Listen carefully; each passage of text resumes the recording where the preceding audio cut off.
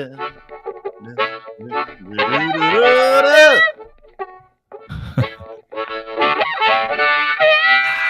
see my grease fire recording session last night? No.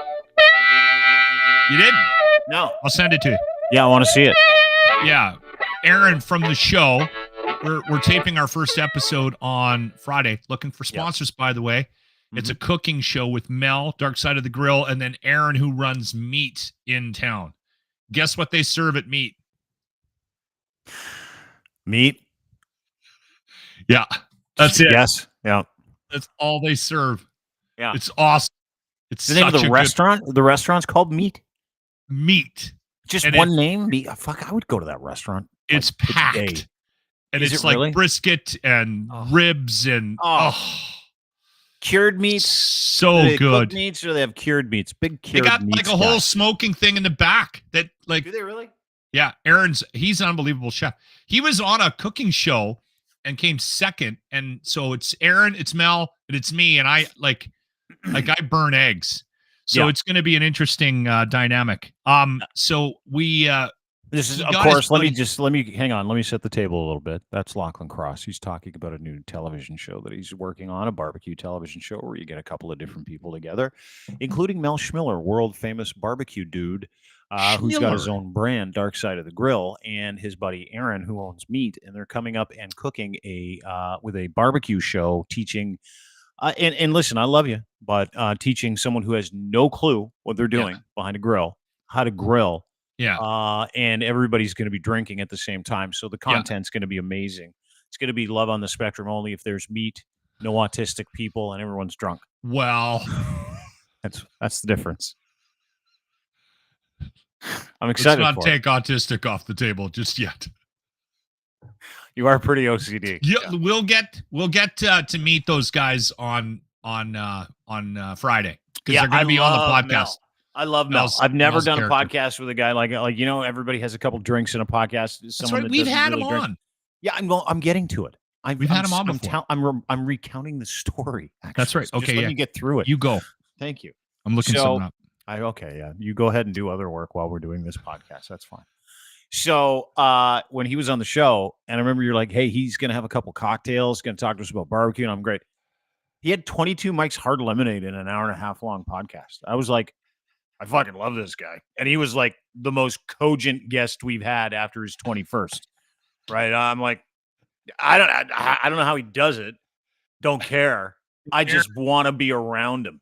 Aaron called me and said, should we be worried about Mel's drinking? And I'm like, no, because I've never seen anybody drink like him. No, me neither. And you know what? I've never seen anybody it wasn't Mike's Hard. It was White Claws. Oh, yeah. White Claw. I don't know why that makes the teenage funny. Spritzer, this giant barbecue guy crushing like teenage spritzers. He was telling me about going to the doctor, and I stopped him. I went, "You don't tell your doctor how much you drink." And he goes, "Oh no." I'm like he doesn't. Wouldn't be a good day. Anyway, I want to go to that restaurant Meat. I'm excited to talk to your guys on Friday too. But there's a restaurant like that in town too, called Antler, here in Toronto, where caused a major problem because all the vegans came out and they're like, I remember that. You remember that? And this guy like carved up like a baby deer in the window. Yeah, I saw that. Yeah, that video was. I love that guy.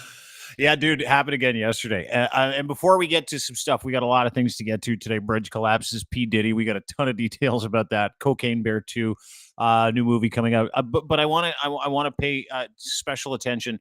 It takes a really tough dude, and I mean mentally and emotionally tough, to go to a vegan rally and eat ribs. To my point. I'd do it. What are they going to do? Vegans, they have no energy.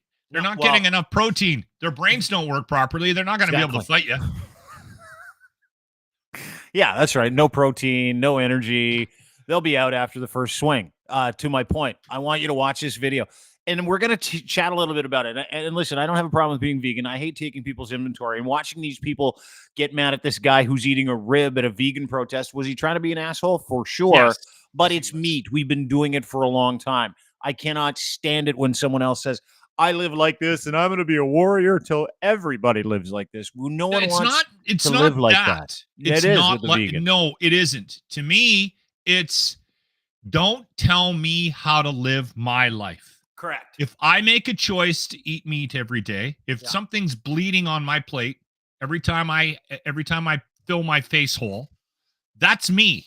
Yeah. Right? That's a choice that I have made. Yeah. If you choose to eat rabbit poop and that's your life, like then you eat rabbit poop. If you want to eat falafel and call that meat, good for you. I don't give a fuck what you put in. Do that. Yeah, exactly. I'm saying do that. Yeah. It's always been for me. It's like, do not knock on my door and tell me how to live my life. And unfortunately, this is the problem. Can we play the video before you have an issue with it? Anybody that has ever been vegan around me, for whatever length of time it was, has always told me that I am doing damage to the planet. I'm killing myself. I'm going to die of 15 different cancers. Yeah. Like there's always that judgment piece that drives me crazy. Oh, totally. You want to see it in action and get triggered by it? Let's watch this guy try and eat a rib at a vegan protest. It's awesome. Well, you're embarrassing yourself. You're not going to do nothing. You're going to die on your own. Your own. She's like, guy's eating a rib. He's like, you're going to die on your own. You're not going to do it. It's because he's eating meat. It's because he's having lunch. She's like, you're going to die. Oh, it feels good. You and your small dick and your way of killing animals, and it feels good for the vegans. You have all the blood on your face and all the blood on your hands. It feels good. And your small dick. I can guarantee you. Just licking a kebab. He's just sitting there licking it going, yeah, that's fine.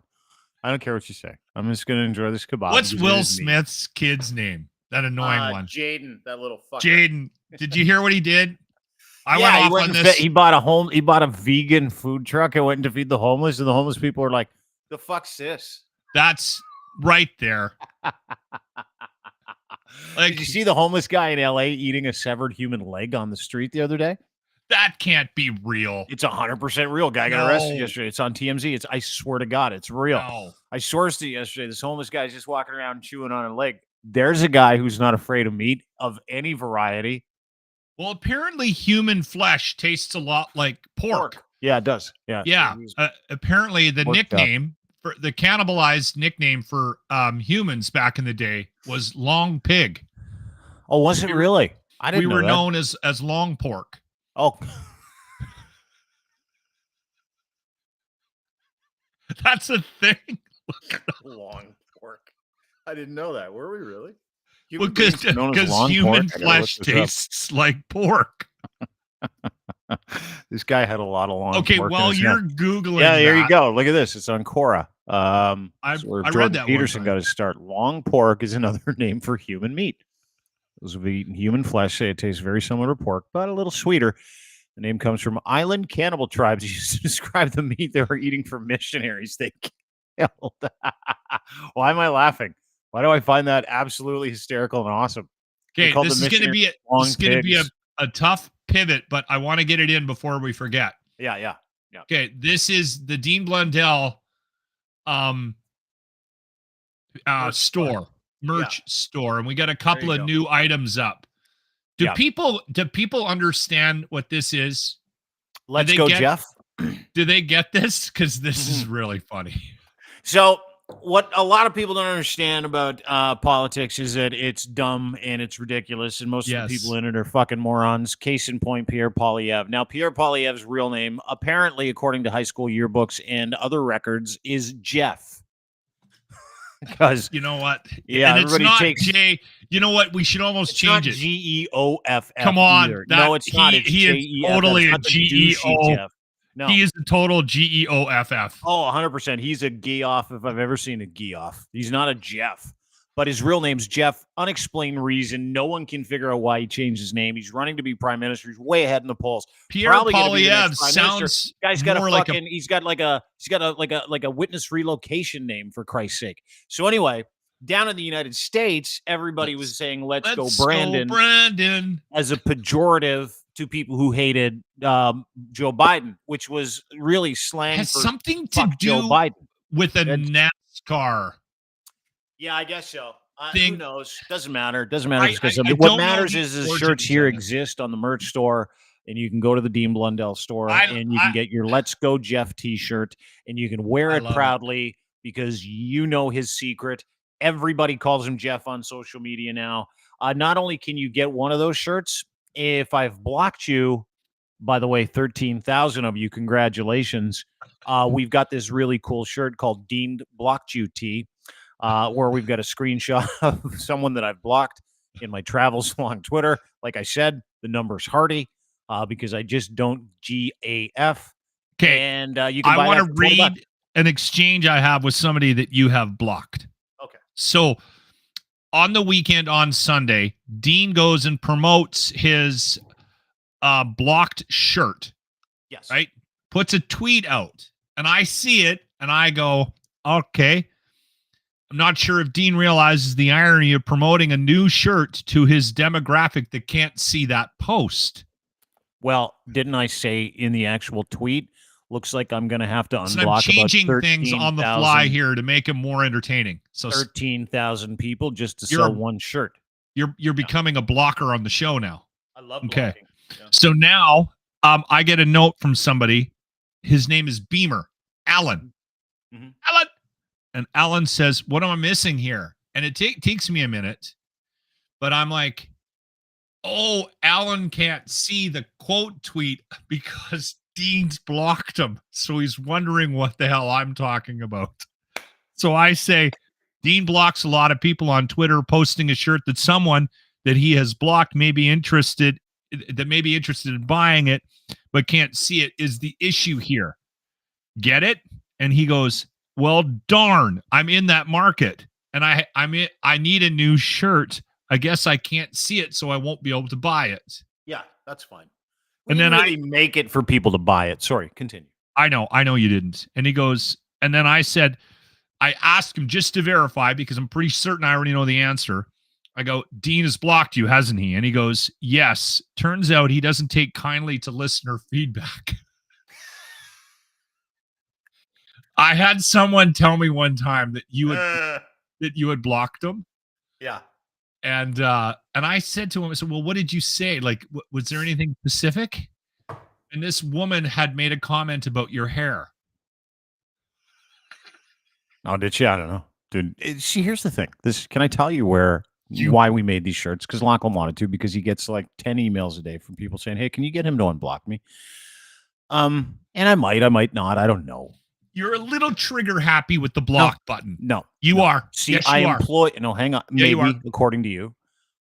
I run everything through one filter. And that's, and your buddy nailed it when he's like, I was just giving him listener feedback. I don't care about your feedback. I don't want it. It's unimportant to me. I'm not here for your feedback. I'm not here to make anybody happy.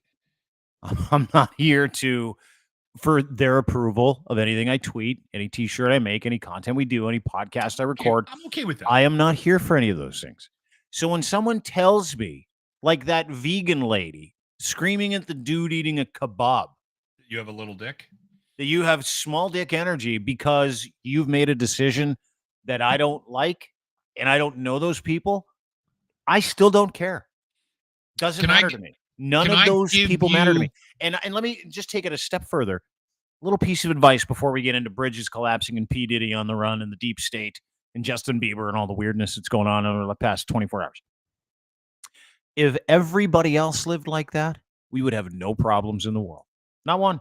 If you stopped giving a shit, you'd have 100% more about what other people think about what you're doing or what you're saying. Or if someone's like, you don't take criticism well, why would I take criticism from Johnny699 on Twitter who's got Freedom Thinker in his bio? What advice can I possibly glean from some anonymous Twitter account about the intentionality of my life? You can think I'm wrong all you want, but I'm not. I'm 100% right. Every evolutionary psychologist will tell you that. Continue. Go ahead. Yeah, because they all read too much. And stoicism is actually a way of putting up boundaries. No, it's and not. Blocking it's a way of not giving a shit. blocking your. It's a way of not dealing with the rest of the world. It is. No, I It deal is a with strategy. it all the time. I choose when I deal with it if it's important to me, but I don't care about any of those people. Dude, I am a free man. I am mentally free from and you know everybody what? else's input into my life. It is I fucking applaud awesome. you, but what you are doing is you're disregarding the potential damage you're doing to your listeners, your viewers. By what? Blocking them or not? Oh, well, I don't care about that. If I'm damaging someone by hitting a button that doesn't let them see what I'm writing, and then they're weaker than anybody that should be looking at my content, and I'm doing them a favor. There's elements of what you're saying that I think are good, and I think that they could be employed by others to make their lives better. So I'm not going to disregard completely what you're saying, but I will say this. You are, but hold on, because Dude, those people to me are just long pork. That's all they are, long pork. I applaud you for your efforts on the block button, right? Thanks, and I do it, but this is what I do. And again, this is just taking it one step further, because quite often, and I think you come under this happens to you. You're a busy guy, and I don't know if you pay as close attention to things as you should sometimes. I'm guilty of this. So this is the strategy I've employed before I block, because I used to have this no block policy. And then COVID hit, the world got weird, everyone started fighting, and I wanted to remove myself from a lot of the conversations that I was having online. So I started to block a little bit more freely, and still for a long time felt guilty about it. You have helped me not feel guilty about it to a point. Why would you feel guilty about preventing an asshole from interacting with you? Do you feel guilty about locking your front door so people don't just walk in and help themselves to your shit? I don't. I feel like this is like we've chosen this path. We're in the public eye, and that we should be accessible. That's my. Hey, listen, you're not going to change my mind. I know I won't, because that's like 50 years of radio telling you that you need to be accessible and you're a public figure and you got it. No, none of that stuff applies anymore. Times change, different change. You need to shut as many people out of your life as possible that feed negativity into it. That's what you have to do. You're welcome. Okay, hold on. That's my point. Let me get back to it. Okay. So now this is what I do. I will sometimes respond to what I may deem as a negative tweet or interaction online. And I'll see if I got the tone wrong. Because sometimes I get the tone wrong. Sometimes these people think they're funny, right? And they're maybe not very good at it. And then if they come back at me and the exchanges, they're apologizing for attempting to be funny and maybe me misunderstanding it. Do you know what I'm totally saying? Sometimes you misread how something's written and you take it as an insult, and it's not at all, and then you reply, and dude, it's all the same. And if the guy's a dick back, or she's a bitch back, block, away we go, and then I can move on. And I try not to feel guilty about those. I don't feel guilty about any of them. You get any comment that you don't like and you block them. No, that's not true. If I get, I'll tell you, you want to give me, I'll give you my blocking metrics. Are you ready for this? Dean's blocking metrics. Ladies and gentlemen, you're welcome. I'm going to give you freedom on social media right now in less than 2 minutes. Swear to God. I block anonymous accounts with less than 2,000 followers. Actually, it's 5,000. That's my number. Because if I'm going to interact with any value account of more than 5,000 people, there might be something in it for me in terms of clicks, in terms of analytics. So that's the only people I reply to. And if it's negative, and you have less than those amount of people, and I don't know who you are, and all you do is tweet reply, and if your feed is just full of hatred for anything, any side, right, left, doesn't matter, you just get blocked. Because I don't care. Like, I legitimately don't care. I've got metrics that I feed everything through. But here's the thing. When I say I don't care, like, I mean it. Do you think you've made some mistakes, though, in your blocking Absolutely not, decisions? No, I haven't at all. That's like me saying, do you think you made decorating mistakes in your house? No, because it's your house and it's your preference. Like, and why? And again, let me liken it like this, right? Social media, DMs, we treat them like they're super private homes, right? Privacy is a big thing in this space. So you have every right, with the privacy of what you own, to shut out or bring in anybody or anything you want. as a human being. I don't care what you do with your life. You can do whatever. You can have satanic orgies in your house if that's what you like to do. Good for you. Just don't be sharing it with me. I don't want you bringing it into my house. My social media account, my email, my DMs, they're mine. They're my accounts. It's like my house. That's fair. So if someone wants to come into my house and take a big steaming dump in the foyer, I'm going to prevent them from coming in my house anymore, right? Because it's not why I'm here. I'm not here to have little microaggressive arguments with people I don't know that hide behind accounts and won't give me their name. It's not important to me. It matters not. And they don't know me, right? And generally speaking, here's the science, 76% of people on social media that are feeding that shit into your account or interacting with you negatively are bots or trolls. They are not real. So there's even less of a point of interacting with these I'm bots. pretty sure a bot wouldn't send me that a was 4-page real. letter. 24% is real. That guy's real. Speaking of real, we need to get to some news. Did you see the what? Hold on. Let me just sign off with this. All right. Okay? Because when you're wrong, I need to make sure that I highlight it. What about blocking people? I think you've made a couple, maybe not a lot. You've made a couple of quick decisions on the blocking, and you have upset people in your life. And listen, I know you don't care, and I know that you're okay with it, and you're going to sleep fine tonight. I'm like just telling baby. you right now. I'll sleep like a baby this evening. I know. My girlfriend and I will be wrapped up in in the bed. I'll have one hand on the left. I'll get one hand. I'm going to fall asleep inside 3 minutes. Sleep well.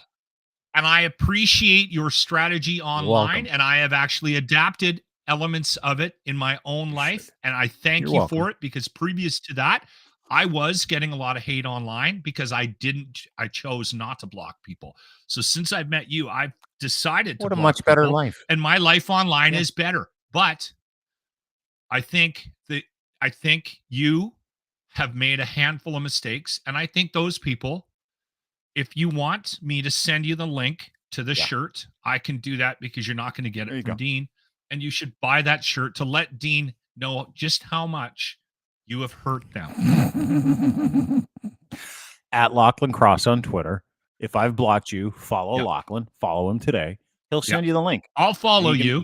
I'll follow you until they annoy you. Then you'll be like, "Fuck, Dean was right. Just got blocked." I'm more annoying than everybody else online, so that's a high metric. Okay, can we move on to P. Diddy and the bridge collapse? Because something happened in Baltimore yesterday. Something happened in the United States yesterday. We have no real Canadian news to speak of, but we do have a Canadian and a British royal attachment to the P. Diddy news. And before we get to that, did you see the bridge? Video of the bridge collapse? Do we have video? Fucking Baltimore yesterday. This happened last night. That's the Francis Scott Key Bridge. Of course, named after the dude that invented the Star-Spangled Banner, wrote the Star-Spangled Banner, and one of America's finest writers. And this bridge was a massive commuter bridge that spanned two sides of a major river that runs right through Baltimore, and a shipping container, Chinese shipping container. Gone down? Should that have gone down that easy? I don't know, dude. Look at the size of the fucking ship. Runs into a stanchion or a column of the bridge, and the video of its collapse is fucking bananas. They don't know how many people are in the water. Thoughts and prayers, obviously, with whoever's involved in this. 7 people are missing. Only 7? Is was that the what last I had heard. Yeah. They did catch. They pulled a couple of people out. Couple of people were like one guy I heard was in fine condition, and then another one was not and was rushed to hospital. And then the last I heard, but that was in the morning when I was making coffee, was that it was seven people missing. That, which is incredible when you see how big that bridge was, and you see some of the video. I'm going to play it for you here. This is the moment of impact where the bridge comes down. It's a Chinese shipping container vessel. To do with by lights the way. going on. Yeah, well, you can see all kinds of like explosions on the boat too. It's wild. Chinese shipping container vessel. Make all the jokes you like. I won't be making those here. Here we go. Let's have a watch. Look at that. Boom. Wow. It just looks like it's going down too easy. Yeah, it looks like just a model, me? doesn't it? It looks like a miniature model. It doesn't look like it's real. Am I the only one that thinks that went down too easy? That's the question NTSB is asking this morning. U.S. Coast Guard, Department of Homeland Security is involved in this. First thought when I saw that when I got up this morning was like, that went down way too. I know it's a big ship, but you'd think that they would make them in such a way to withstand that. Well, and if you watch the video too, and I was doing some reading. You can call it research. I call it research just to sound smart. But I was doing some reading on the thing, and they're like, the bridge wasn't like, the boat is not going to go through there ever. Not that size of boat. And it ran right smack dab into the column. And as someone with their pilot's license, I can drive boats. I can pilot pretty much any boat. That is like, when you watch that, you're like, dude, wasn't paying attention to any buoys, any markers, any bifurcation markers. You didn't see where he was going. Like that's on autopilot. That's on autopilot to the point. Like, those boats are not piloted by humans unless they're in those situations. So that, to me, everyone on board was dead or it was intentional. If you know anything about boating. Yeah. Oh, really? Yeah. Like, that's impossible. Okay. So, how they would run that into a bridge, really? Like that far off course, doing that kind of damage. Apparently everyone on board is fine, but it is really like markers and was going naval on. Navigation are so clear that kind of shit never happens for a reason. That's why we're all shocked that it's happening. I'm surprised it doesn't happen more, to be honest. Yeah. Right? We don't need to get into that, but there was something, and this is something I saw in the news this morning. They have video of the boat right before it hit that column, Dean, and the lights on the boat were going off, then coming on, then going off. Like, the video that I saw showed that happening like 3 or 4 times. So there might have been some kind of an electrical issue. That's emergency, right? That's a boat that's like maybe is an that emergency, what it is? a mayday or some kind of that's exactly what that is. Okay, all right. Yeah, they know. I just saw a quick story about that. They know that they can't turn that boat fast enough, can't slow it down fast enough, and I'm surprised because I don't know how fast it was going. Wasn't going that fast, but those columns and those bridges are supposed to be able to take that kind of beating, right? And so who knows? Maybe that was my point. That's why I find it odd that that boat was even there. Anyway. Thoughts and prayers. The funny part of that whole thing is that because of what happened with P. Diddy yesterday, there's this conspiracy going around that the deep state took that boat over, rammed it into the fucking bridge so that they would have a mass casualty event so that people would not pay attention to the biggest story in the world, which was yesterday, Puff Daddy's homes, while we were broadcasting, right? While we're podcasting, all of Puff Daddy's homes in the United States, New York, LA, Miami, were being raided by the Department of Homeland Security. Now, is he P. Diddy or is he Puff Daddy? What depends on where you're addressing him. In prison, it's probably Puffy. On the street, it's probably Diddy. But here's what we know. Yesterday, his home was raided. We're going to get to some of the video in just a second. Raided his homes, arrested all his kids. He slipped out the back door, hopped a private jet in Van Nuys, took off for Antigua, Barbuda. Little place. He's got like 20 of them. I think, I don't know. Who knows? He's got 20 kids? Yeah, he's like a basketball player. Dude, he's being arrested and raided for sex trafficking, sex assault, drug trafficking, weapons trafficking. And this follows a lawsuit by a dude named Lil Rod who said, hey, dude, Lil Rod is one of his producers. It's like, hey, dude, to the police, this guy owes me $30 million. Here's a bunch of videos. We actually have a news story with those videos up at Crier Media. You can go and look at it now.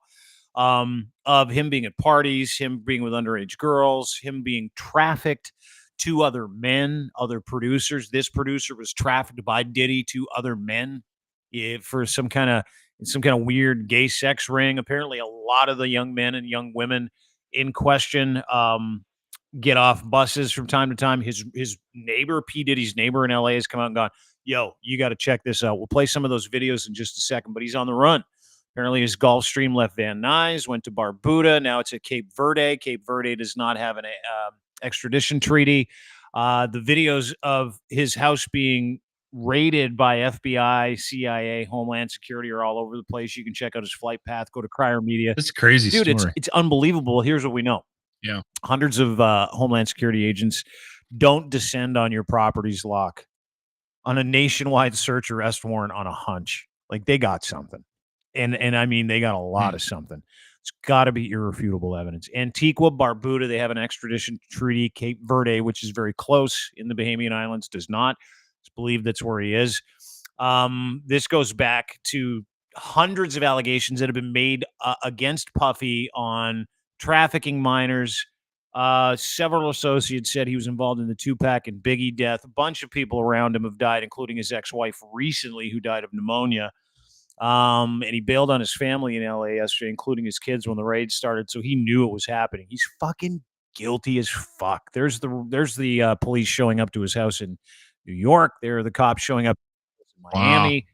And of course the videos, and let's get to those, of Diddy legitimately having his home raided. I mean, that's, the videos are real.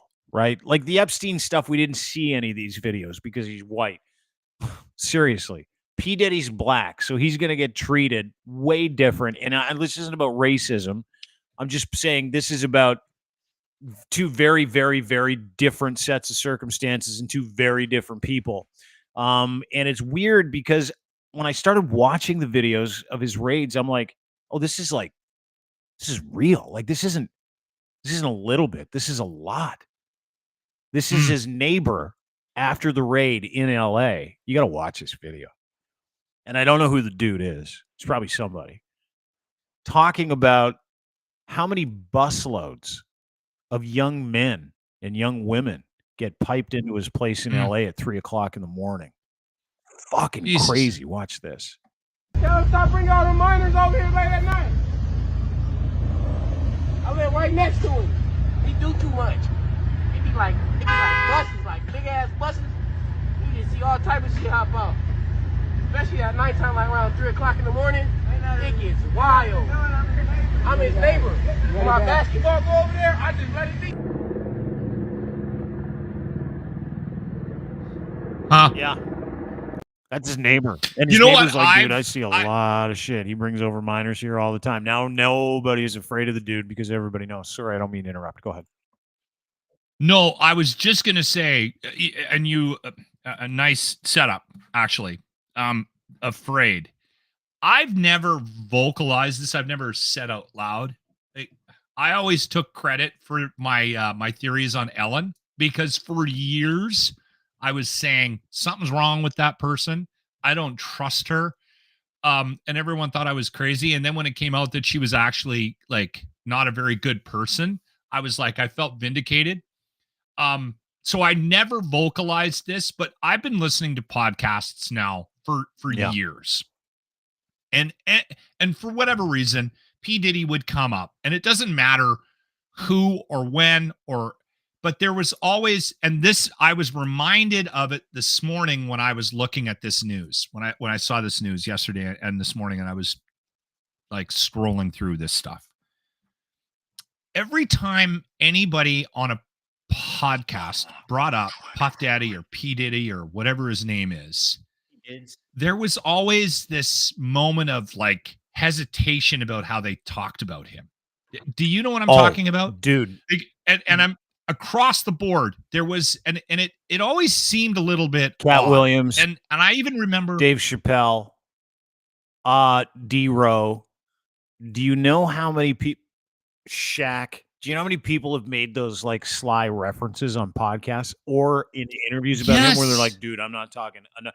50 Cent for the last 20 years has been going, that guy's bad. But I always thought that was a feud thing. No. I always thought that was a feud thing. They never thing. went into detail because he killed Tupac and they were Biggie scared of and him. Fucking everybody else, and he was super powerful to the point where Kanye, everybody knows Kanye is insane.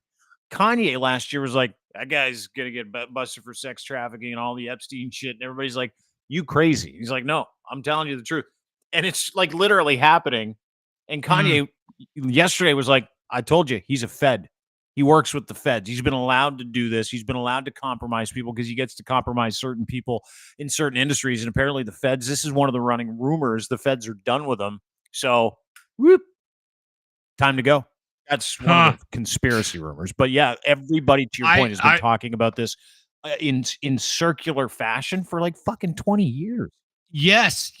And again, it's never something that anybody vocalized. It just, when I saw the news, I was like reminded of all of these times that he's come up in conversation on these podcasts that I'm just sitting there listening to. And there's always a moment where there's just this hesitation about going any further. I do remember somebody saying, and I think it was Tom Segura, because I listened to Two Bears, One Cave, great podcast. Yeah.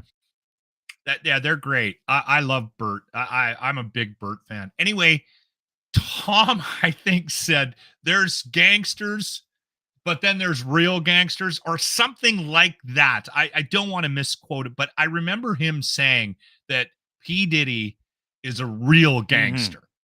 Like, and that was the closest thing I remember hearing to anybody saying other than but again, the Kanye stuff. I remember hearing the Kanye stuff, but no one. That's the problem. Kanye's nuts.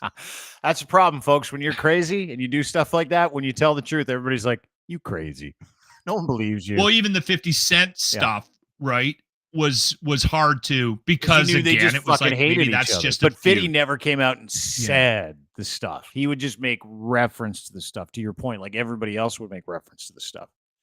But these are not references, and we're gonna get a little. You know deeper. what I did I'm not gonna show you the video. This is the only video that exists of him since the raids. Apparently, this is him yesterday, waiting to get on a flight in Miami to go to Cape Verde. Apparently, I don't know that this is him, and he's going through some things in this video. I want you to watch carefully. Someone snapped him outside a restaurant in Miami.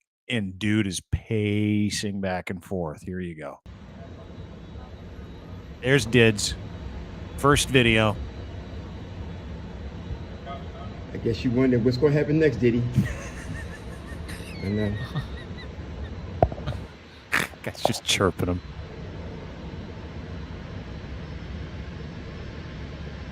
Like, that's not a dude that's not going through it, right? Walking back and forth, concerned. Yeah, that's a guy that's thinking about. Yeah, that's a guy that's like, right? What do I do? Do I just put a bullet in my head? Do I just jump off a fucking bridge? Do I take that plane and put it into the ocean? Like what? And that's the thing.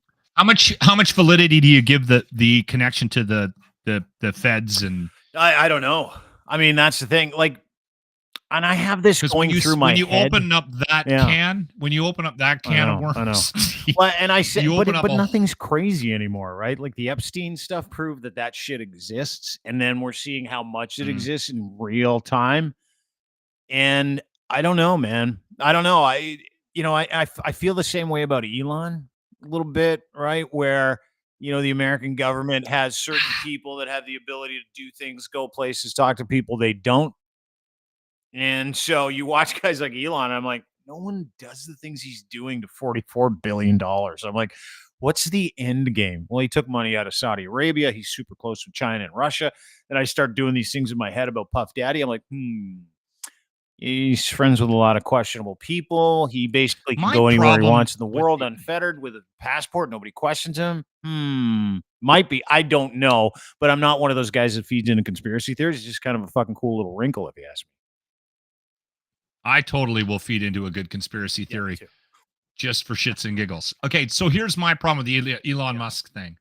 Is that every once in a while, there's these people that come along, and for whatever reason, people don't like them. And so they spend all their waking energy trying to discredit them.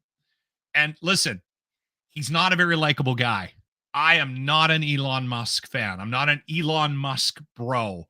I don't understand the level of hatred for that man based on what he's accomplished. There are people out there that spend their entire day researching and creating videos to discredit a man who has accomplished quite a bit. Take his weirdness out of it. He has accomplished quite a bit. Whether he's smart or not. Re-engineered space flight for humanity. He's the only guy to ever start mass producing electric vehicles right? I get it. Yeah. Yeah. He's apparently implanted that Neuralink And we chip just into some hate- guy's head who can play chess now. Woo, big deal. Okay, but hold on. That Neuralink thing is an excellent example. Okay. So when we talked about that last week, I had about 6 people send me videos that guys are doing in their basements, like hours and hours of time to discredit that video. Totally. And they're like, listen, Locke, do your research. This Neuralink thing is not real. And I'm like, okay. Maybe it is. I don't even care if it is. But my point is, he's one of those guys like P. Diddy who really sits above the law when it comes to being able to get around and go places, right? That's why they're paid to be messengers in some cases. They come back to the United States, they download information. Canada has a group of business elite who do this, dude. Like, I'm not kidding you. Every country does. I'm not saying it's not happening. I'm not saying it's not happening either. I'm saying it happens. But that's an interesting wrinkle that came from Kanye. And you can't believe Kanye when it comes to anything. But he was right about this. And he's like, I know for a fact he's a Fed. I'm like, oh my God, this guy's been right like for the last 10 years. Is that so the guy was we the InfoWars guy. He was right every once in a while too. Does that mean, like, are we going down? I don't that know, path man. here? I That's don't all know. I'm saying. I don't know. Listen, we've taken a fork in the road here. We're negotiating some interesting territory. Are you sure you I'm want not. to? I'm introducing it as, hey, listen, at some point we might have to Other go people down, are talking about might have to go down that road. Canadian connection. So China took out the bridge. Poor Puffy. And P. Diddy was working for the government of the United States of America. Yeah, that's what's going on. Dude, that is like a real narrative out there. I don't believe in any of that shit at all. I think he's getting busted for sex trafficking, and I think a Chinese shipping container went off course. I don't think they're related. But you know what is interesting is the Justin Bieber shit. You believe in Justin this Bieber shit that's coming out of the P. Diddy stuff. Okay, I didn't know anything about this. I had no idea that there was a Justin Bieber and I knew there was an Usher connection. I didn't know there was a P. Diddy or Puff Daddy connection between Justin. So is Bieber hiding right now? No. Does he make videos a statement? of him connecting with P. Diddy when he was 15. Specifically, this video that I'm going to play you. Fascinating. I haven't seen. This is a 15-year-old Justin Bieber. This is shortly after he kind of popped, right? 15-year-old Justin Bieber with Puff Daddy at a secret location doing secret things for 48 hours that every 15-year-old boy dreams of doing. These are the kind of videos that people are starting to go, what happened to Justin Bieber? Because Justin Bieber at this point in time went from being the property of Usher to being to having Puff Daddy be his legal guardian. Puff Daddy for a time was Justin Bieber's legal guardian. Let's go to the video. I had no Justin, idea. you ever seen the movie 48 Hours? Right now, he's having 48 hours with Diddy, him and his boy. They're having the times of their lives, like where we hanging out and what we doing. We can't really disclose, but it's definitely a 15-year-old's dream. I have been given custody of him. He signed to Usher. I'm signed to Usher. I had legal guardianship of Usher when he did his first album. I did Usher's first album. I don't have legal guardianship of him, but for the next 48 hours, he's with me. So and we gonna go full crazy. I'm going crazy.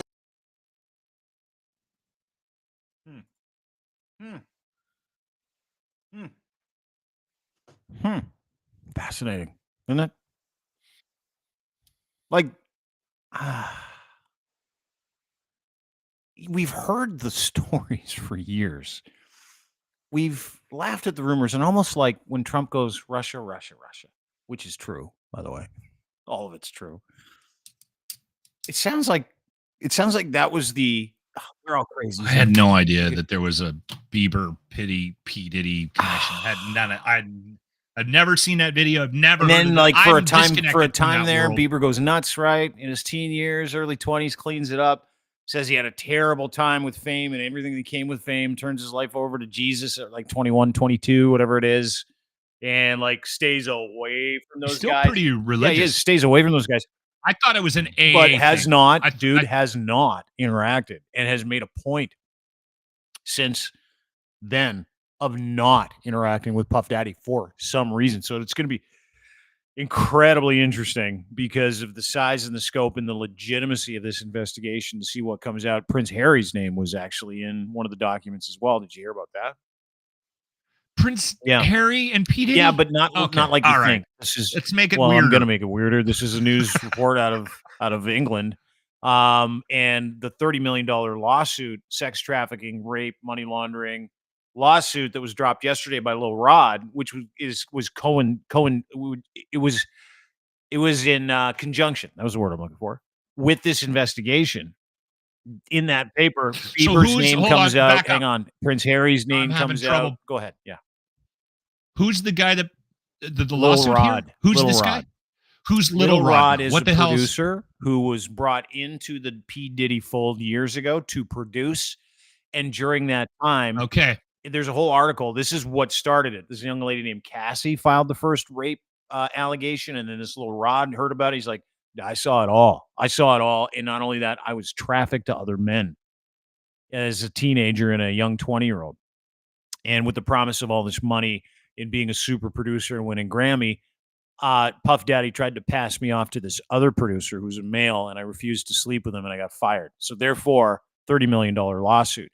Where Prince Harry comes in is his name's in the actual lawsuit, which is fascinating. Let's watch this report. Okay, I'm sorry. I'm just trying to piece all this together. Yeah, no problem. Prince Harry, he's been named in a bombshell $30 million lawsuit against the rapper Sean Combs, Diddy Combs. The producer suing the rapper in the United States. This is over sex trafficking parties. I should say very, very quickly that there is absolutely no suggestion whatsoever that the Duke of Sussex attended any of these parties.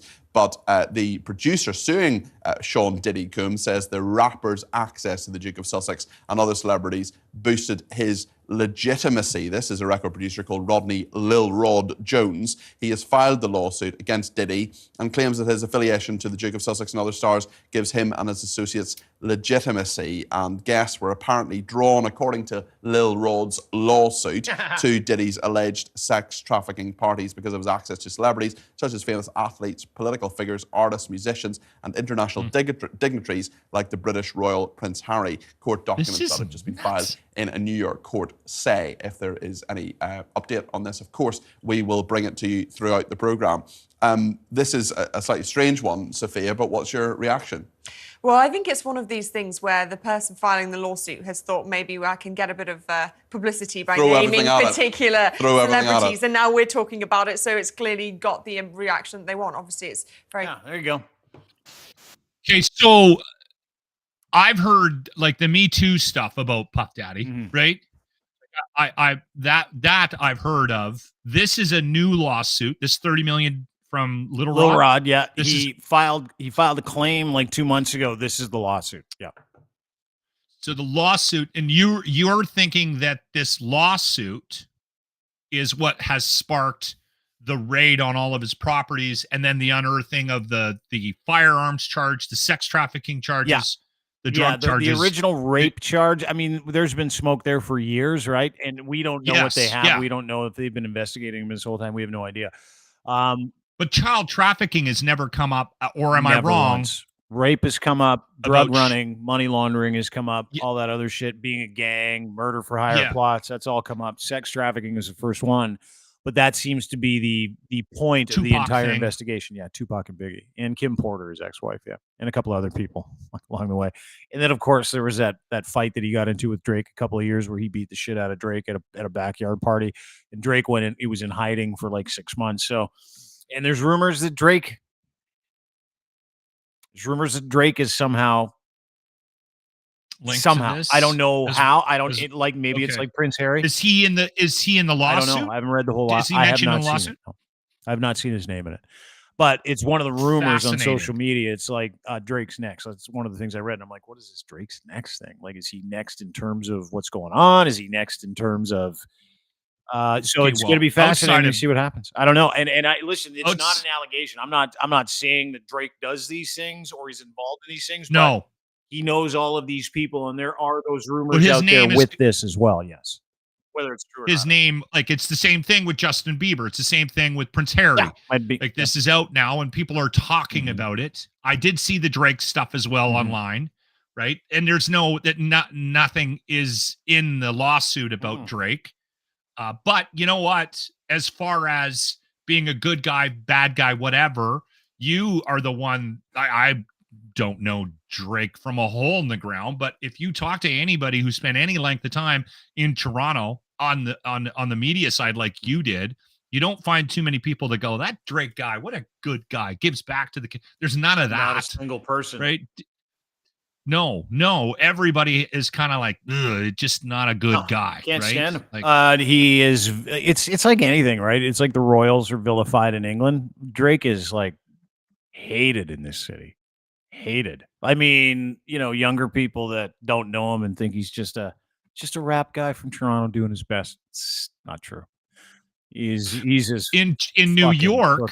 Like I remember when Trump won the presidency, and then it started to come out like people were like, "How did this happen?" And New Yorkers were like, "We've hated this man forever. He's a criminal. He doesn't pay his bills. He's a shyster. We've known." Like, remember what's his nuts? The actor. Robert De Niro. How mad he is every time they put a camera on him about Trump. He snapped. Yeah, he's a New Yorker, right? Like everybody in your hometown knows what kind of a douchebag you are. You might be liked around the world, but nobody knows you around the world. We all know his shit. Like I know bookers and promoters who won't book any Drake shows with any of his artists or anybody associated with him for a bunch of reasons. And I don't want to get into those reasons, but you can imagine what those reasons are. And so I am like the Diddy stuff. You kind of knew it was coming, specifically last 3 months. I am fascinated at the possible collateral damage and some of the people that might get caught up in this, and some of the rumors that we've heard that are similar with other people that he's attached to, associated with, that are also in that industry that have broken bread with him, that have partied with him, hung out with him, done business with him. Drake's one of those guys. So we'll see. He might be clean as a whistle. I don't know. No idea. You know what's interesting about the times that we're living in? Sorry, what did you say? They're just Drake rumors right now. Yeah, just rumors. What's interesting with respect to the times that we're living in right now, Dean, is, and correct me if I'm wrong. Listen, there always has been corruption, and power and money and influence has a way of, especially if you have loose morals to begin with, has a way of getting in the way of doing the right thing a lot of times, right? And this is not a new thing, right? Power does quite often corrupt, and I don't think it corrupts everybody, but it can, right? And I think it's just becoming harder and harder to get away with these things now than it was back in the day. Is that safe to say? Totally, dude. I had this conversation with someone yesterday. They're like, all these rumors, like we've heard about these kinds of people and things and groups and sex trafficking and drugs and elites for years. Why are we only seeing the truth about some of it now? And I'm like, you can hate social media and the internet all you like. It's the only reason. But it works. Dude, anybody can say anything. And if you're somebody and you make an allegation and you're not scared, that allegation is huge, right? People they didn't have an avenue to do that before. They had no way of getting information out. You had to like go to a newspaper, take out an ad, hope that someone interviewed you, hope that you maybe got interviewed by television station, hope that maybe someone came along and championed your story. Hope. You don't need that anymore. People can just go, hey, Sean Diddy Combs is sex traffics minors. And here's the receipt. And all of a sudden the Department of Homeland Security goes, oh, we're interested. Right? So that's why we live in this space, and it's awesome. Like, a lot of people get angry about the social media thing, the blocking, the algorithm. It's changed our society. It's made us angry. It's turned us into robots. Largely true, but it's also given us transparency like we have never had before. So I kind of dig it. although there's a downfall to that, because quite often I think the waters are muddied, and that's why you can feel our tentativeness on this podcast about the discussion, right? Like I'm because I don't know any of this stuff. I don't even know what the hell to call him, if he's Puff or Diddy or. Oh, dude, I haven't thought about Puff Daddy for 20 years. So so when the names start coming up and you're playing Justin Bieber videos that I've never seen. Like, oh, really? What are we doing, dude, here? it's so Right? crazy. Because I think what can happen is the reverse happens. So yes, I get the transparency thing, and I understand that, and I think there has to be a certain amount of appreciation for the fact that people like Puff Daddy, Jeffrey Epstein, that it comes to roost. Although there are still, I think, people with a lot of money influence that buried those stories. I mean, unless, of course, he hung himself, the world's biggest narcissist decided that it was over and that he was just going to end his life. Sell in New York. I can't see the size and the scope and the ego and all the things that are involved with Puff Daddy and all the people associated and the collateral damage in entertainment media. I don't see this ending any differently. I got to tell you that. I really don't. How does he get out of this? If any of it is true, how does he continue to go, and if I'm resilient, I'm going to make it through my 140-year sentence? No. Well, let me just finish my point.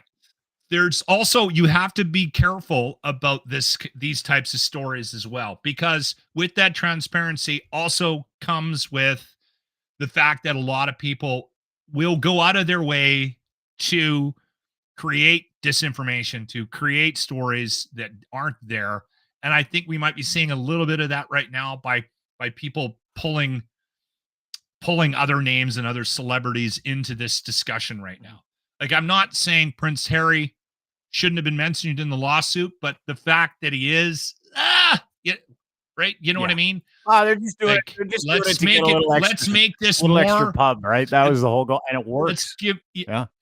Let's give it a little bit more pop. Let's put a royal on it, right? And I'm not saying Prince Harry isn't guilty. I'm saying that largely, apparently, the document says he didn't do anything. It's just that he had access to guys like Prince Harry, and that adds the legitimacy of him being allowed to do what he does. So, for sure, Prince Andrew did some stuff, though. I can guarantee you that. If there's a royal that you want to question, it might be Andy. Andy, were you at? I don't want to talk about it. I thought I was through this. Anyway, fucking huge story. Is he still trying to? Didn't they kick him off the road? He's like riding horses out of a castle or something. It's like riding horses in the country by himself or something like that, crying. Wipe him out. We don't need a royal family. What is your saying about Schadenfreude? Schadenfreude. It's Schadenfreude season. I love it. It's my favorite emotion. When bad things happen to bad people, it's the best. Thanks for doing this today. Let's get to the Ardent Roofing Systems locker room retro replay of the day. Lachlan Cross, our friends at Ardent Roofing Systems, have been kind enough to sponsor this feature where you look back on years of radio excellence, being one of the most influential radio people in the country for as long as you were. And Ardent loved you because you're human, and you also love other human stories like Mad Mike Hughes, correct? Well, I want to say this. Go to ardentroofsystems.com, okay? And check out the registration for the golf tournament on July 5th. You don't want to miss out on this. Sign up. We just actually had a sponsor jump on board, and we'll be meeting them sooner than later. The tournament is presented by Pioneer Golf Company, which is a Canadian company that deals with golf apparel, and they make it all themselves. So congratulations to Stacy for getting a title sponsor for the golf tournament at the ranch. And again, sign up, get your team, you can sign up individually as well. And if you're looking for any information, you can just send me a note too, and I can send you links. But this week, and I mentioned this yesterday when we played Advice from Phil, the montage, that I was going to introduce you to a bunch of characters that became characters on the show because of our ongoing relationship. And one of those guys was Mad Mike Hughes. I'll explain who Mad Mike Hughes is after, although the clips kind of explain it as well, after this little montage. The Lock Retro Replay. Hello, it's Michael. Ladies and gentlemen, Mad Mike Hughes. Yay! Woo! Well done. Awesome job, buddy. I would like to point out that from day one, I knew you were going to strap your crazy ass to that thing and launch it. I knew it. I had a feeling it was going to happen. I knew it. And a lot of people didn't believe you were going to pull it off. Well, that's the easy thing. You know, a lot of people don't have a belief in anything. Now, how do you feel? Yeah, I'm hurting, okay? I'm hurting. I'm telling you right now, I am 3 times the motorcycle rider and racer Evel Knievel ever was, and 3 times the daredevil. Did you know Evel Knievel? I met him a couple of times. I was pretty unimpressed. Oh, no, you're always welcome to call me. You guys have been nothing but gentlemen to me, and I appreciate it. I would really appreciate it if you gave us a heads up on anything else you have coming down the pipe. Okay, big guy? Okay, I'll tell you the next time I'm getting ready to jump some girl, okay? Okay. that would be a report worth getting on the air, for sure. Okay, that sounds good. Yeah. It's like Elon Musk saying we're going to colonize Mars by 2025. He's on crack. It ain't going to happen. It's tough to leave the house. You know, I've got my cats, and, that's my life. You got how many cats have you got? I got 4 cats. Is there a plan in place for them, just in case? Just in case. Yeah, oh, yeah. Okay, good. I got a lot of other things planned. We're going to go to space, and I'm running for governor. I got one thing to say. What's that? I'm too sexy for this radio show.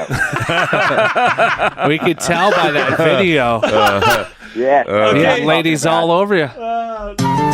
Yeah, so anyway, Trump, we cannot go back to the moon. We cannot get up any higher, I think, than 400 miles. We can't get to the Van Allen radiation belt. It's just more ways to steal money. NASA gets over $50 million a day. Per day. Here's my theory. I would never join a club that had me as a member. To common law, which is the real law of this land. All this other stuff is fraud. Well, good luck with that. Well, I wanted to talk to you. In fact, one of the young ladies in that video is a filmmaker. Hold on. Should we be talking about this? Have you talked to your... Okay, all right. I don't have a lawyer. I don't believe in them. Okay. You might need to. October 30th will be the biggest day in common law history. I have Mark Zuckerberg, Kamala Harris, Warren Buffett, and Elon Musk in court. 4 different courts, same morning. They're not all going to show up. I'm going to have them served. Why are you suing all of them? Well, we're just trying to get to the truth of everything and find out who these people really are. What we're going to do is we're ordering a new part today or tomorrow morning to fix the O-ring? part. No, it's not an O-ring. It's just the actuator is not strong enough to pull the new 4-inch plug out of the rocket nozzle. Oh, okay. Because you did say in the video that you thought you might have blown an O-ring, which I did back in the late 90s, and it wasn't a pleasant day. Well, yeah, I know. I did that a couple of ex-girlfriends, too, so it wasn't nice either. So. Jesus. That's a true statement. I'm 61. I got more hair now than I did when I was 20. Yeah, you taking vitamins or what? What is that all about? It's vitamins. I hang upside down 2 or 3 times a week. Okay. They say if men walked on their hands instead of their feet, it'd be 50% less baldness. I heard the management there thinks I'm nuts. Is that true? No. They think we're nuts. That's a rumor. And that disqualify that little midget guy. He can't come down here. That's not safe. Oh, yeah, you got to realize how many people I've traveled with over the years, motorcycle and car racing. I've experienced every body function possible. I got enough going on. Jeffrey Epstein, man, I don't even think that guy's dead. But let me ask a bigger question. Is the world ready for Mad Mike Hughes? True. I don't know if we are. Yeah. Well, I believe and I hope that I make people think. There is a lyric in a Jethro Tull song from, I believe, 1974. I can make you feel, but I can't make you think. And I want to make people do both. Thank you for that. Yeah. Your wise men don't know how it feels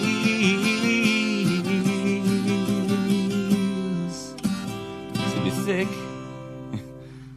as a brick. I'm just trying to make the world a better place, and I'm after the raw truth on everything. There you go. Mad Mike Hughes, the retro locker room retro replay of the day, brought to you by Ardent Roof Systems. Go to ardentroofsystems.com.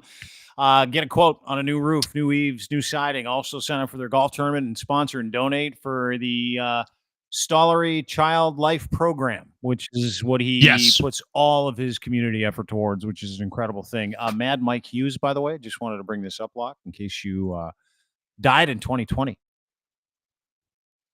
Yes, February 2020. We were actually supposed to talk to him that morning because what he was famous for, among a number of other things. By the way, if you get a time today to research common law, go into that. Don't. It's just the don't.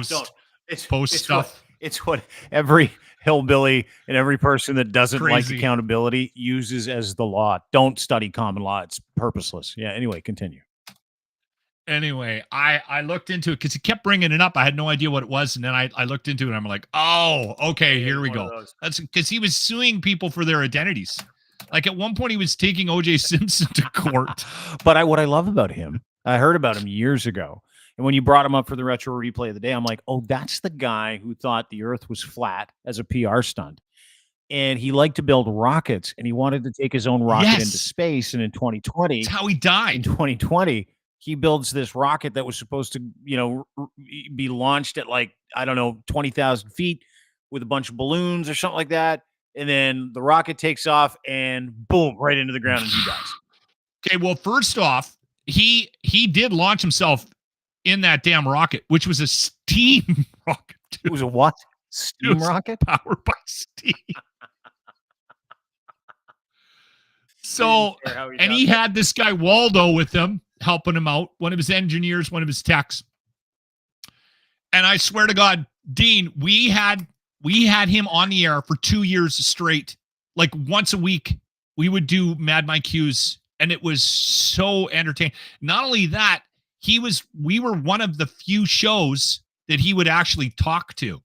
And we would call him from the site like hours before he was supposed to strap his crazy ass into these rockets. So that morning, one of the last clips you hear in that montage, I put that together after he passed because we were actually sad. Listen, he was crazy, but I loved Mad Mike Hughes. He was awesome. You know what? It's funny because he'd be one of those guys that we would vilify on social media from 2020 to 2024 because of his views. But back then, you're like, this guy's out there. Like he's entertaining. He's fun. He's cool to talk to. But he's one of those guys, right? And he was just like, hey, this is who I am. It's what I want to do. And we didn't used to mock people back then into suicide, right? Like this guy's like, he was originally one of those guys you could be able to talk to, which is what I found really fascinating about that. If you look at it from a timing perspective, that was back in like 2019, right? 2018, 2019 that you were talking to this guy. That was back when, if you were doing content and you ran into one of those guys, you're like, I need to know what you think. Now we're like, I don't want to know what you think, which is why I love that interview. So in February, I have hours of tape of Mad Mike Hughes. We talked to him, like I said, probably 50 to 100 times. The morning that he died in February 2020, I think it was February 19th that he passed away. He was 64 years of age. We hooked up with him that morning, and then he talked about, and you could tell he was nervous because he was getting on that damn rocket, right? And some people, there's conspiracy theories about Mad Mike Hughes that he was actually in a lot of money troubles, and that was his sort of way. He knew that he wasn't going to make it. But he died in an attempt in that rocket, which he had actually launched a couple of times previous to that. This time, though, was the day that he was going up and that they were going to take pictures and show the world that the earth is flat. Mm-hmm.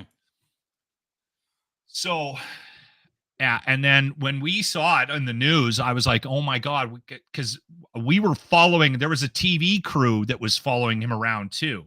I'm trying to remember the name of the guy that was following him around doing a documentary on him. And they have footage of that, and that's what ended up in the news. Oh, dude, I've got it here. You want to see it? No? Damn it, I wish I could remember the name. Yes, I do want to see it. This is the last video. This is the launch. And it's actually impressive. And it shows the steam coming out of the back end, but it also shows the parachute flying off it as soon as he launches it. something happened. Like he he took a little jerky turn right out of the gates, and everyone's saying that like that was the problem with the generally rocket. speaking, I think space flight isn't one of those DIY things. Listen, he had Waldo. He had Waldo. I give him credit, though. True story. I give him full credit. Waldo's, by the way, just so you know, if anybody was worried about the cats, Waldo got the cats. Oh, did he?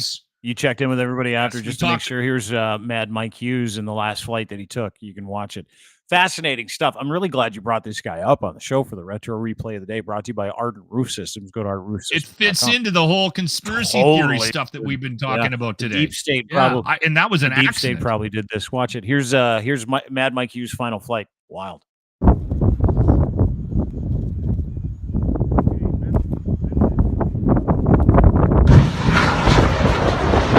Right there. Parachute came out, and he went sideways. And then here we go. Poor Mike's in there. All that entertainment, all that know-how. Kaboom. There you go. Everybody's cheering, which is weird. No, they're screaming. Okay, sorry. Yeah, I think he had a girlfriend there at the time. There was film crews and stuff. So no movie? We're not going to see a movie? You know what? The guy, damn it. Let me look it up. Watch it. Because he was an interesting cat, the guy that was filming I'd watch it. He had a TV show for years and then ended up making contact with Mad Mike Hughes. And dude, we'll do it another time. I'm just trying to remember the name of the guy that was connected to him from the filming stuff. It was he's in Los Angeles now, and he does a lot of stuff with VR. Damn it, I can picture his face, but he was the one that was talking about doing a documentary on him. And I still think that there has to be something done on Mad Mike Hughes, because those waters run really deep. And he was getting kicked out of court all the time because he was doing the common law stuff. And so the judges and the legal system down in Vegas, he made money by driving limo. He had a limo service in Vegas. Yeah. No way. We tried to hook up with him when we went down for a trip to Vegas as a show, and it didn't come together. I don't know. He's too crazy. He's too crazy. He's too crazy to get together. He's one of those guys like, I can't. I'm collecting steam tonight for my rocket. Can't do it. What a fascinating man. Yeah, dude. Unbelievable. Just to get into outer space, just to be a guy that I do this on my own, right? Like, it doesn't matter how crazy he is. I like the guy. I'm glad you brought it up. Nice to see Mad Mike Hughes, familiar with the story and had no idea how it ended, and also had no idea that you were buddies with him. So that's fascinating. Yeah, he used to text me. Did he really? Yeah. I'd be just sitting there having dinner, and I get a text, and my wife would be, "Who's that from?" Like, it's Mad Mike Hughes. He's at the launch site. He's getting ready to take off in a steamer. Yeah, it's crazy, man. Thanks for doing this. Don't forget everything that you hear and see from Lachlan Cross, including his partnerships with our friends at Monster Pro Wrestling. Ardent Roofing Systems can be found at the Locker Room YouTube page. You can also find everything that Lachlan does on his Twitter feed. At Lachlan Cross is where you can find him. Thanks for doing this today. Great to see you, brother. Can we tease the show tomorrow? Yeah, big show tomorrow. You have an announcement, which we're not going to get to, but we also will have David Parker on. Correct. And the announcement is about David Parker from Take Back Alberta. Okay. If you remember a couple of weeks ago, we did an interview and it went viral, became a national news story when he went after people in the Conservative Party of Canada, which I'm a big fan of, even though he is involved with those people in that cabal. Dude hates corruption, hates it. And here's the other thing. I get a kick out of him. I still find it very interesting that you are buddies with him. Have a relationship with Take Back Alberta guy. I know, it's crazy. Well, you know what? I'll tell you something. So tomorrow we're going to have an announcement. It's going to have something to do with David Parker being on the show tomorrow. And we're going to talk about a bunch of different stuff. But a lot like the conversation we just had about Mad Mike Hughes, when people could have a conversation that had diverging opinions, or you thought maybe that. Okay, good. I'm glad you said it. Yeah, it's like I'm like, dude, I should be allowed to talk to anybody I want. Like, I want to talk to Jordan Peterson. I don't want to just mock him, right? I want to talk to people that I have a difference of opinion on. I don't want to sit there and throw bullets at people all the time and say, if you're this way, you represent this culture, therefore you're a write-off. I want to know. So David Parker's going to join us tomorrow. We're going to make an announcement about that kind of stuff tomorrow. And we are going to... Okay, I'll go unblock him. Yeah, you should. Did you block him? You know, it's really funny because he and I actually get along really well. And we also carve each other for, what each other think that we don't like. But at the basis, there's a great relationship around humanity. Believe it or not, he's a very human person. And so part of the deal was he's like, oh, why do you always shit post my tweets? I'm like, well, that'll never stop no matter how close we are. Like, no matter how close he's like, I had to mute you. So the guy we're on the show tomorrow, we're making an announcement with. Has you muted? I love it. He's a good guy. I mean, hey, listen, whatever you think he represents, we'll find out. You don't have to agree with people. No, but you should at least be able to have a conversation with people, right? That's the direction I want to take everything that we do. I would like to point out that I was a proponent of this strategy years ago. That's not true. You're like, I only want to talk to progressives that love Trudeau. That's what you said to me. I will come through the screen. I swear. By the way, Trudeau's going to lose. Watch. Yes, he is. And I don't know if that, listen, I'm another not a liberal. Day. We're not talking about it today. I would not necessarily label myself as a conservative anymore, but I will say this. This is another Lachlan prediction. If PP wins, or Jeff, whatever you want to call him, let's go Jeff, whatever you want to call the man, I think we're going to have a whole host of other issues. Without question. Politics is a dirty game. They're not in it for you. We'll talk about that another day. Lachlan Cross. Find him on Twitter at Lachlan Thank Cross. you, Great sir. to see you. Brought to you by our friends at Ardent Roof Systems. Their golf tournament in conjunction with Stollery Children's Life Program. The Child Life Program is available now for you to donate. Get your foursome. Sponsor a hole. It's a great time to help out these kids who just want to feel like kids that are going through some stuff. And Ardent Roof Systems, which is Edmonton's #1 roofing company, is the title sponsor, and they need your help to fill up their golf tournament. Go to ardentroofsystems.com for more information. And if you're looking for a roof, you're looking for siding, you're just looking for the best roofer who guarantees all of his work from the first nail to the last shingle to siding to eaves troughs, go to ardentroofsystems.com. Get a quote. Tell him we said hi. He'll come to your house and fill your day with smiles. He's that kind of guy. Also brought to you by our friends out of Edmonton, Alberta, Canada, a national program, cantorque.com. Go to cantorque.com today. If you're in need of rugged, hardworking torque wrenches, they make the best in the world out of Edmonton, Alberta, Canada, offering you the very best in sales, service, rentals, calibration, maintenance, and custom fabrication. 20 years they've been doing it. Unparalleled expertise when it comes to making bolting solutions, loosening and fastening solutions for bolting projects you cannot find one for. They save you time, effort, and hassle on their website. You can check out all their products, services, as well as Colin's new podcast. It's called Talkin' Torque. He is a beauty. Just a great guy. Races with the Alex Tagliani Pinty's NASCAR racing team. He is in this business from start to finish. He's one of the most dedicated, hardworking individuals. They've been at this for 20 years. Engineers, exceptional customer service, industry expertise. Most cases, they've been there and done that, and they want to be there and do that for you. So go to cantorque.com for more information. Also brought to you by our friends at Muse Massage Spa. Go to musemassagespA.com for $50 off your session. Get in touch with Emily and Riley. Send them a DM or an email when you contact them at their website or anywhere you find Muse Massage Spa online. And they're going to take you through a discreet experience. If you're concerned and if you've never been to a body rub parlor, this is the best in Canada, by the way. People from around the world come here for this experience. You can go and join the girls and get $50 off. There you have it. And they've got a podcast called Muse on the Mic. You can get it on Patreon, totally uncensored. You can also get it on YouTube. Go and sub to their YouTube channel and make sure you interact with these ladies, sexologists, educators, advocates for the sex work industry. Super connected, wonderful people, really, really good girls. Emily and Riley, you're going to love them. So go and interact with everything Muse Massage Spa does at musemassagespA.com. Get your session today, book your treatment and schedule. And make sure you sub and download on their podcast. You can get it at Patreon again, Muse on the Mic, Patreon, and again, YouTube as well. And we're brought to you by Rome. Drive on your own with your own terms and a car subscription from Rome. Insurance, routine maintenance, roadside assistance is included. Everything except for fuel. There is no lease or interest payment. Simply pay as you go. Flexible monthly plans starting in 1 month. You can go 12 months. They've got home delivery and valet available. 4.9 stars on Google. Listen, this is a great business. And the economy of car buying is a pain in the ass. Used cars are hard to find. You want to try an SUV, you want to try an EV, but you're not sure if you're in the market for one. You don't have to be anymore. There's no mitigation of loss. As soon as you drive a new car off the actual lot, you get to choose from any car in their inventory. And here's the great part. You don't have to pay for insurance. You don't have to pay for maintenance. And all your roadside assistance is included in one payment. Everything except for fuel.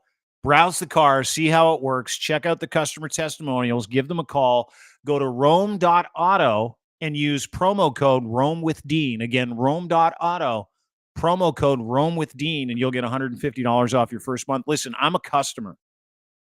And when I found Rome, I'm like, hey, I love you guys. Started talking to them. And then I realized that they were brand new to the GTA, just in the Toronto area right now. They hope to span across the country. And they saved my life. I'm like, I need a car, can't find one. It's impossible to buy the kind of car I want. I got sticker shock buying a new car. They're like, come on, we'll help you. And not only did they help me, their team put me at ease, delivered a car, handed me the keys, did a walk around and said, have a nice time. All for the exact same payment I would have made on another vehicle and no maintenance and no insurance. Come on. Super easy. Rome.auto, Rome with Dean is your promo code, $150 off your first month. Check them out today. Have a great day, everybody. Thank you for joining us. As always, appreciate your time because we do know that you can get more stuff. You can't get more time. It's a diminishing capacity. So we really appreciate you taking time with us today. Don't forget everything we do is at Crier Media. YouTube, Dean Blundell Show, Crier Media on YouTube as well. And follow us anywhere you get Crier Media on your socials. Grateful you could spend a couple minutes with us today. Have a great day. We'll see you tomorrow with David Parker. Big announcement. We'll see you then. Bye.